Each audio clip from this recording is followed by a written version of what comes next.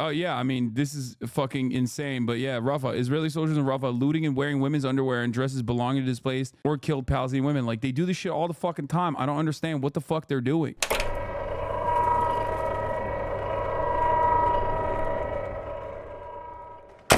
Israeli occupation forces, by the way, have launched a large-scale invasion of the West Bank with thousands of soldiers.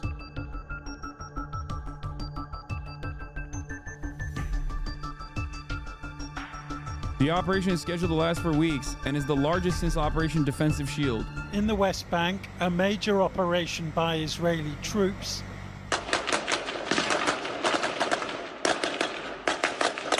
accompanied by drones attacking from the air, leaving at least 10 Palestinians dead and adding to the more than 600 killed since October the 7th. Israel's foreign minister says it's essential to shut down a new front for terrorism here, alongside those in Gaza and Lebanon.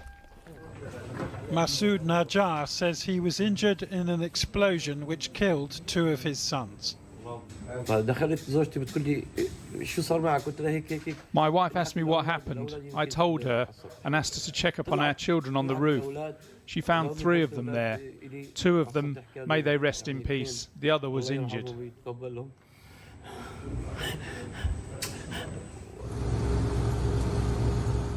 Hundreds of troops are believed to be involved.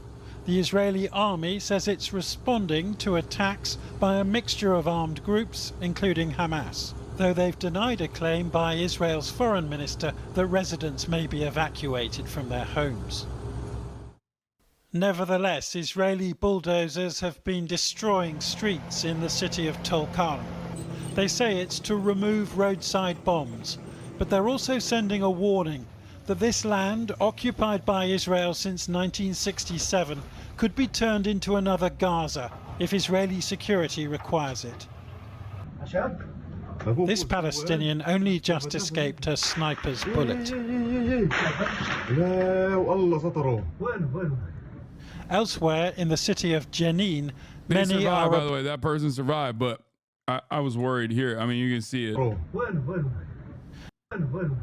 Escaped a sniper's bullet. Elsewhere in the city of Jenin, many are obeying an Israeli curfew and staying indoors. Hamas says...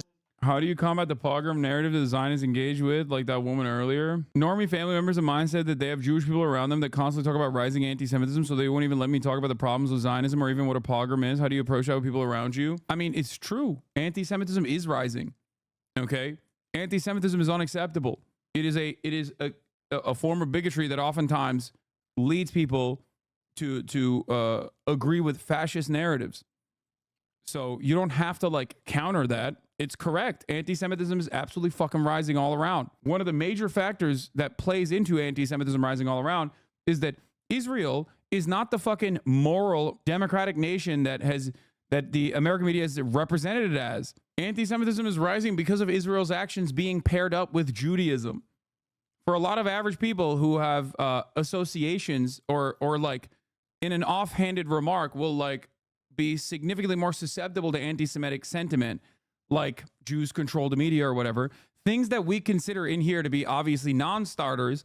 A lot of Americans believe that shit already, or they're primed to believe that shit. So when fucking Israel does this stuff and says we're doing this for Judaism, and then Jake Tapper turns around and says Israel has to defend itself and it's actually for Judaism, and you're fucking anti-Semitic for criticizing it, then yeah, people who are already primed to be anti-Semitic who haven't fucking read into it are going to be like, oh, dude, I see it now. Like, it's 100% Jews control the media. Like, of course people are going to fucking think that way. That's why I, like, spend every goddamn day combating anti-Semitism and also engaging in anti-Zionism at the same time. There's no reason that you are a Nazi. Israel is not Judaism. Yep, you are a Nazi. Just saying the truth. Chat not gonna like that one.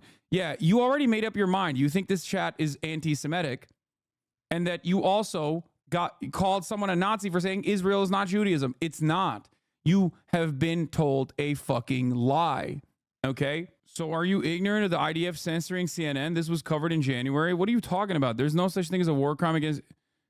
What? Shut the fuck up, you golden retriever for Zionist. Tell us what you should consider the Israeli psyche. I'm a golden retriever? Bro, I'm trying to start a fight? Okay, well, fuck off then. Golden retriever for Zionists? What the fuck is going on? Yeah, it's legitimately on the rise. One of the dumb apolitical guys in my work dropped the honestly, I get it now. I can see why everyone hates the Jews in reference to Israel influence on U.S. politics. Yeah, that's what I'm saying. That is 100% a sentiment that is like increasingly becoming more commonplace. That's not a fucking joke. Anti-Semitism is on the rise, but the primary culprit is Nazism, not anti-Zionism in my experience. No, of course not.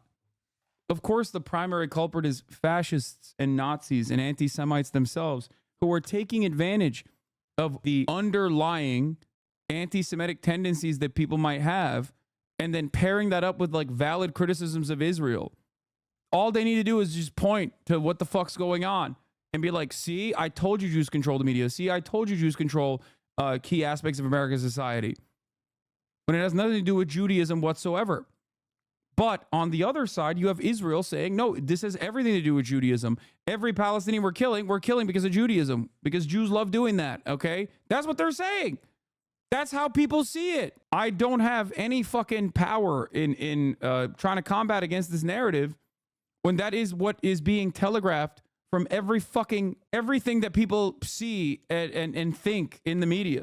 Still don't understand why. Yeah, I mean, this is fucking insane. But yeah, Rafah, Israeli soldiers in Rafah looting and wearing women's underwear and dresses belonging to displaced or killed Palestinian women. Like, they do this shit all the fucking time. I don't understand what the fuck they're doing. Like, why is this? It's in Han Yunis, not Rafah, apparently. But like, it makes no damn sense. Like, what the fuck are they doing? Like, this is so unimaginably weird. Like, this is just such freak shit, dude. It's freaky ass shit. It's just like reflexively flexing the power that you have over a population of people that you're fucking dominating militarily. That's what they're doing. But it's just like, it doesn't make fucking sense. How do you get those guys to be normal again, by the way? That's the other side of this. Those are like relatively young Israelis, you know? Relatively young Israelis. How do you get them to be normal again? How do you get them to fucking participate in normal society? It's not. It's over. Would you agree that anti-Semites are Zionists to some extent? Yes. Of course I would. They're fascists of a different flavor. That's it. Anti-Semites literally want what Israel is doing, but for white people, what they consider to be white people. That is a, you know, changeable, that is something that can change. I mean, Richard Spencer, prominent American neo-Nazi, straight up will be like, yeah, we want to do Israel, but for whites. And also, anti-Semites and Zionists utilize the same language. Anti-Semites say all Jews, like that's why the conversation around criticizing Israel so quickly turns into this like weird fucking dynamic, because anti-Semites say Israel is doing this for Judaism. All Jews are responsible for Israel's actions, but so do the fucking Zionists. They say the same shit.